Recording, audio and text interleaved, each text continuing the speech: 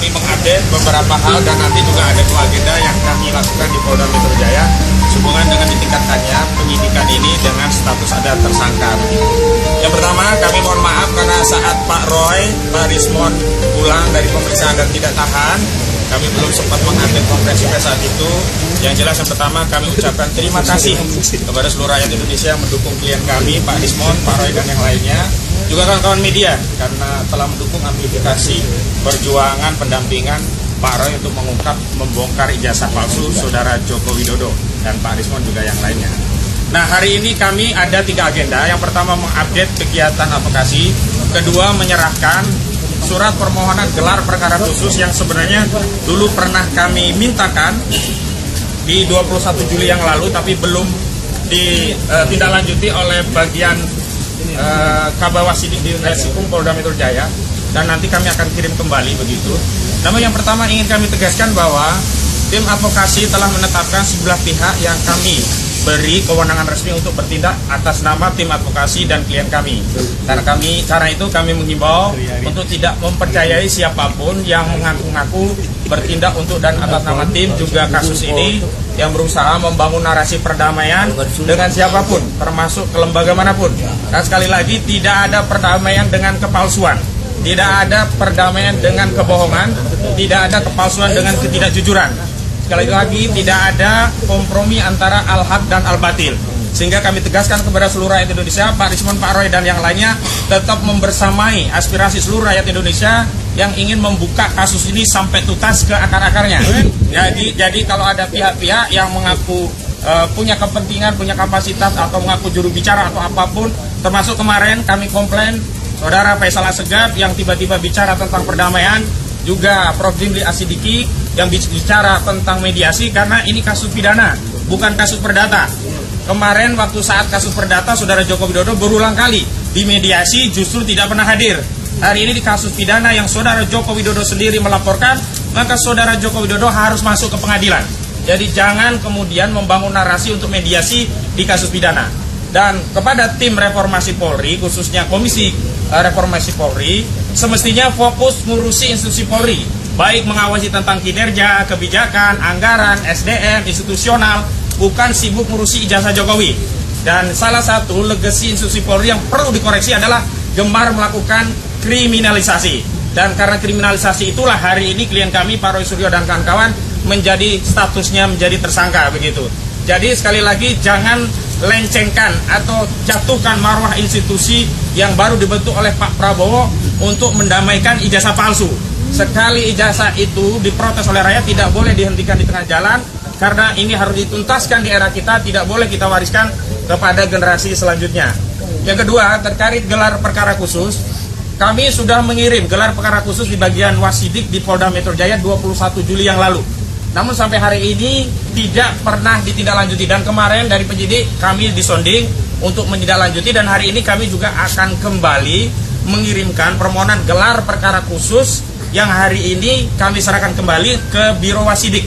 Dan sebenarnya ini juga sudah kami persoalkan karena dulu sudah ada gelar perkara khusus di Barreskrim ketika penyelidikan itu dihentikan, tetapi kenapa saat di Polda penyelidikan itu ditingkatkan menjadi penyidikan, saat itu tidak dilakukan gelar perkara khusus. Dan dalam sebuah diskusi media bersama kuasa hukum Saudara Joko Widodo, Bung Firmanto Laksana di Kompas TV saat itu juga menyampaikan tidak perlu gelar perkara khusus lah di tingkat ini nanti kalau sudah penyidikan. Dan hari ini sudah penyidikan sehingga tidak ada alasan bagi institusi Polri, apalagi di tengah wacana ya perbaikan kinerja institusi Polri untuk tidak melakukan gelar perkara khusus sebagaimana sudah dilakukan oleh Mabes Polri pada Dumas yang dilakukan oleh TPUA. Dan terakhir berkaitan dengan apa yang kemarin disampaikan oleh Polda bahwa salah satu sebab tidak ditahannya klien kami karena kami mengajukan sejumlah saksi dan ahli.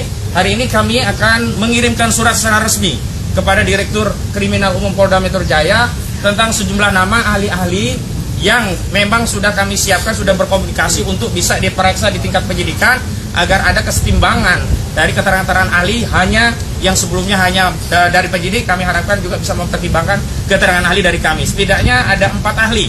Satu ahli bahasa, ya ahli bahasanya itu forensik, linguistik forensik, mohon maaf ya. Kemudian ada ahli pidana, kemudian juga ada ahli IT. Untuk linguistik forensiknya kami sudah siapkan nama-nama dan nanti akan kami sounding, dan kami sudah meminta agar pemanggilannya melalui kami dengan waktu yang cukup agar nanti kami juga bisa menghubungi ahli-ahli kami. Kenapa demikian? Karena kami juga butuh mendapat persetujuan dari institusi masing-masing karena ahli ini adalah bersatu ASN begitu. Selanjutnya kami juga menyampaikan 11 saksi-saksi yang meringankan di tahap penyidikan. Terlepas kami juga nanti akan menghadirkan lagi di tingkat persidangan. Jadi di penyidikan dengan di persidangan kami bedakan. Di penyidikan kami setorkan ke pihak penyidik, di persidangan kami akan persiapkan tambahannya nanti di persidangan. Selanjutnya kami ingin tegaskan di kasus ini ya, peran yang membuat klien kami tidak ditahan adalah dukungan dan doa seluruh rakyat Indonesia. Jadi jangan percaya kalau ada pihak-pihak yang mengaku-ngaku merasa punya peran sehingga klien kami tidak ditahan. Apalagi mengaku-ngaku punya kapasitas untuk menyelesaikan persoalan ini dengan perdamaian. Ingat, justru sejak awal Jokowi tidak pernah mau damai, dan hari ini kalau kami mengambil perdamaian itu sama saja kami melakukan deklarasi pengkhianatan terhadap seluruh rakyat Indonesia, dan itu tidak mungkin dilakukan terutama oleh Pak Roy dan Pak Risbon yang selama ini sudah meyakinkan kita 99% ijazah itu palsu, 11.000 triliun ijazah itu palsu, dan seluruh rakyat sudah ikut meyakini keyakinan dari Pak Roy dan Pak Risbon.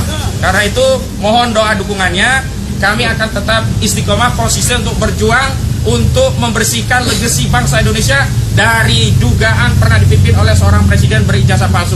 Nah, dalam kesempatan hari ini karena klien prinsipal juga kami ada, kami mohon tanggapannya pertama dari Pak Roy, yang kedua dari Pak Risman. Silakan Pak Roy. Baik, terima kasih. Jadi jelas ya teman-teman. Assalamualaikum warahmatullahi wabarakatuh. Tadi sudah diterangkan oleh koordinator tim non litigasi kami, Pak Ahmad Kosinuddin, bahwa kehadiran kami di sini itu adalah untuk menindaklanjuti dan kita mengapresiasi langkah dari Polda Metro Jaya yang telah menyebutkan bahwa kami akan mengajukan sejumlah nama. Sejumlah nama itu penting karena apa? Satu ya, misalnya ahli ITE, informasi dan transaksi elektronik dengan Undang-Undang Nomor 11 tahun 2008, kemudian sudah direvisi menjadi Undang-Undang Nomor 19 tahun 2016, terakhir direvisi Nomor 1 tahun 2024. Itu sudah disusun oleh orang-orang yang mengerti undang-undang. Dan yang akan kami ajukan ini adalah orang yang ikut menyusun Undang-Undang Informasi dan Transaksi Elektronik, pernah menjadi bagian dari pemerintahan selama belasan tahun ya, bahkan mungkin puluhan tahun. Jadi bukan sekedar orang, katakanlah dia dosen di sebuah kampus, kemudian dia membaca Undang-Undang ITE, dia menerjemahkan sendiri Undang-Undang ITE. Jadi kalau hanya itu, banyak orang yang bisa membaca dan menafsirkan, dan kemudian jadi salah. Salahnya apa? Kemudian ada pasal 32, kemudian ada pasal 35 yang tiba-tiba ditimpakan atau diselundupkan kepada saya, Dr. Risbon, dan juga mungkin kepada teman-teman yang lain. Itu adalah pasal yang salah, karena berulang kali biasanya mengatakan kan ijazahnya analog. Ya. Pasal 32 dan 35 itu tentang dokumen elektronik gitu loh. Jadi salah besar, bukan analog. Jadi dari situ yang salah. Kemudian ahli linguistik, ahli bahasa itu juga sudah punya sertifikat baik nasional maupun di atas itu. Jadi benar-benar ahli hukum pidana, ada sudah berulang kali menjadi ahli pidana di berbagai kasus, berbagai hal, bukan yang hanya langganan di depan BAP.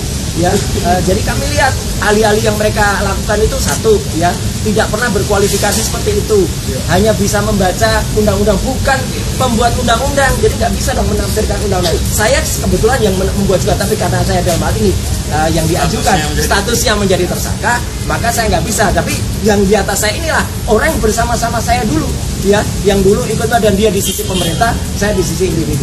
Jadi saya kira itu ya clear anunya apa agenda kita hari ini. Sekaligus juga kita mengajukan gelar perkara khusus untuk supaya apa? Kasus ini supaya terang benderang diketahui oleh masyarakat dan lainnya. Dan sekali lagi saya ingin menyampaikan terima kasih kami kepada semua pihak yang sudah ikut membantu membersamai ibu-ibu, mak-mak, teman-teman tokoh-tokoh aliansi independen ya, dan juga lawyer terutama yang di bawah koordinasi Pak Petrus Celestinus dan juga Pak Ahmad Kosinuddin. Saya kira itu ya, mungkin akan disambung oleh Bang Rismon. Ya, silakan, Pak. Oh, satu lagi dikit. Semalam ada satu acara, saya nggak nyebut TV-nya ya, yang ada seseorang yang tanpa kualifikasi yang jelas ya, menjelaskan tentang VGGNet, menjelaskan tentang ArcFace, menjelaskan tentang FaceNet.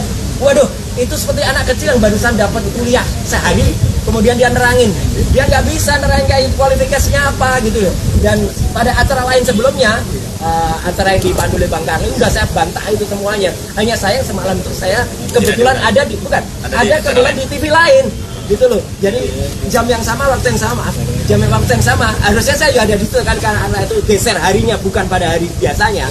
Maka komitmen saya pada TV yang lain tersebut saya lakukan. Jadi jelas ya, kalau ada orang yang menerangkan tidak dengan kepandaiannya, tidak dengan keahliannya, nah itu sama aja omong. Dan satu lagi yang pasti, apapun ijazah yang tampilkan tetap tidak ada lintasan stempelnya. Semalam dia ditanya lintasan stempelnya mana, bingung lagi, ngomong kanan ngomong kiri. Silakan Dr. Rismon. Ya, hari ini kami diwajibkan wajib lapor tiap hari Kamis. Terima kasih Pak Penyidik ya, artinya kami juga kayaknya jadi tahanan kota enggak belum. Jadi kami sedang mengajukan ahli-ahli ya yang pakar di bidang undang-undang ITE dan aktivis ITE untuk membuktikan bahwa apa yang kami lakukan murni dalam koridor apa yang disebut dengan ilmu digital image processing. Ya, digital image processing di mana kami dituduh untuk mengedit dan merekayasa ya bagian dari citra dari ijazah Joko Widodo. Ya, padahal hal itu sangat umum dilakukan dalam ilmu digital image processing. Jadi kepolisian seharusnya tidak sembrono ya, hanya karena 3 ahli kepolisian yang sering dipakai ya di meja penyidikan langsung basis itu dipakai untuk menuduh kami mengedit. Ya, sampai saat ini detik ini pun kepolisian tidak bisa menunjukkan mana yang kami edit. Oleh karena itu kepada Prof. Jimli, ilmuwan peneliti itu jangan dibungkam lah Pak. Ya, kalau cari pasal, cari salah itu gampang. Ya, jadi tolong jaga demokrasi di Republik ini ya, supaya ke depan ya, generasi ke depan tidak lagi takut untuk bersuara atau melakukan kajian-kajiannya, menuliskan buku dan lainnya, tetapi diancam dengan undang-undang ITE 32-35 yang ancamannya sampai 12 tahun. Ini bisa jadi terjadi pada kami dan besok pada kalian ya. Jadi kita harus bela demokrasi di Republik ini. Apapun itu kita berhak loh ya menganalisa dokumen publik dari seorang pejabat. Oke, itu ya. Oke, penutup Bang Jahmada Girsang, silakan Pak. Oke, rekan-rekan sekalian, tadi sebenarnya sudah dijelaskan sama respon kita dan saya mau rangkum saja. Apa tugas kita di Polda hari ini? 1, wajib lapor diri bagi 3 tersangka, tapi jadwalnya beda-beda. Kedua adalah mengajukan gelar perkara khusus yang ini tertunda dari sejak awal. Ketiga, mengajukan ahli dan saksi ahli meringankan. Oke, satu hal yang mau saya tambahkan, saat ini juga kita sedang bersidang di KIP. Tadi Mas Roy jelaskan, KIP itu paralel dengan yang ada di Polda ini, paralel itu. Kebetulan kuasa hukum yang ada di KIP itu kan kami juga. Ya, itu ya Mas Kedia sama rekan Gabur. Jadi di sana dan di sini itu paralel dan saling melengkapi. Mudah-mudahan akan semakin cepat terungkap apa yang menjadi terbenam, istilah saya terbenam di bangsa ini beberapa tahun terakhir ini. Itikat kita baik dan basic Mas Roy dan Bang Risman itu akademi ilmiah saintifik. Sekali lagi kami tekankan, jika ada yang masih bicara di luar sana, di luar akademik, itu out of the box service. Ya, saya katakan seperti itu. Jadi kita benar hari ini melaksanakan tugas kita yang diwajibkan oleh Polda Metro Jaya, lapor diri, jadwalnya Senin dan Kamis. Kita lakukan hari ini. Saya kira itu yang penting ya, rekan-rekan sekalian, jurnalis yang menjadi sahabat kami dalam perjuangan ini. Dan kita saya ucapkan selalu topik merdeka 3 kali. Merdeka, merdeka, merdeka. Ya, tambahan dari Gabur ya. Gabur Sang Haji, bagian dari tim kami. Oke, jadi gini rekan-rekan. Dalam konteks kami mengajukan gelar perkara, ada satu hal penting yang ingin kami sampaikan dan perlu kami mendapatkan kejelasan, yaitu terkait dengan status barang bukti. Dalam gelar perkara nanti, kami meminta kepada penyidik Polda Metro Jaya untuk memberikan penjelasan dan menunjukkan primary evidence ijazah Pak Joko Widodo. Betul. Karena selama ini ijazah inilah yang menimbulkan perdebatan dan ada 8 anak bangsa yang sekarang sudah ditetapkan sebagai tersangka dan kemudian kalau dilimpahkan ke pengadilan akan dilakukan penuntutan.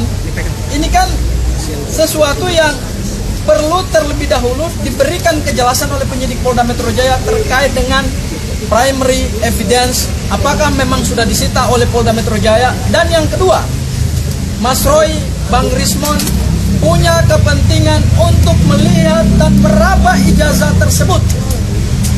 Karena selama ini yang dituduhkan kepada Mas Roy, Bang Rismon, dan Dr. Tifa itu melakukan analisa-analisa ilmiah hanya berdasarkan dokumen digital. Meskipun dokumen tersebut oleh salah satu pendukung Pak Joko Widodo di salah satu televisi, kemudian saya hadir sebagai pembicara, sudah ditunjukkan kepada publik hasil scan ijazah Pak Joko Widodo. Dan dari hasil scan tersebut terkonfirmasi bahwa ijazah yang dipublish atau diunggah oleh Dian Santi dan menjadi basis penelitian ilmiah Mas Roy dan Mas Roy dan Bang Rismon itu ternyata 100% tidak berbeda, persis sama seperti itu. Yang ingin kami mendapatkan kepastian adalah ijazah fisiknya itu dalam gelar perkara khusus harus ditunjukkan kepada Mas Roy dan Bang Rismon, dan bila perlu mereka raba itu ijazah. Seperti apa itu bahannya, kemudian seperti apa itu pengaman kertasnya, seperti apa itu lintasan stempelnya, seperti apa itu fotonya. Itu poin penting yang akan kami mintakan dalam gelar perkara khusus. Itu aja barangkali yang Makasih bisa ya. saya. Atau Kembali sebelum ke ditutup ada pertanyaan? Kembali ke Koji. Ya. Oke, izin jawab. Oh, sementara ini belum kami pikirkan karena kami fokus gelar perkara khusus. Karena kalau dengan gelar perkara khusus ijazah itu ternyata terbukti sama dengan yang diteliti, berarti kesimpulan klien kami tidak berubah, 99% palsu atau 11.000 triliun persen palsu. Sehingga fokus kita adalah primary evidence itu apakah identik atau tidak dengan yang sudah diteliti. Kalau sama, ya sudah selesai. Begitu. Ada lagi cukup? Makasih ya kawan-kawan media sudah menunggu.